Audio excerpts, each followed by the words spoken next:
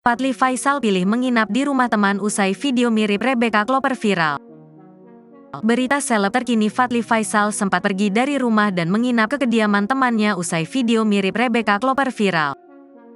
Hal ini disampaikan langsung oleh ayah dari Fadly Faisal, yakni Haji Faisal.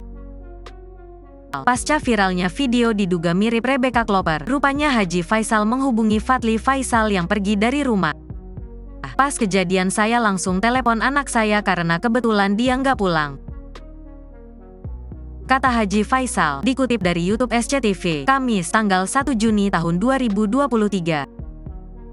Dalam pembicaraan saya di telepon, keadaan dan kondisinya menurut saya baik-baik saja.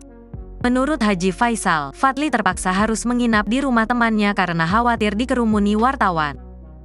Fadly Faisal menghindar dari wartawan yang pasti bakal melontarkan pertanyaan tentang Rebecca. Cuma memang dia tidak ada di rumahnya, artinya dia menghindari kejaran wartawan.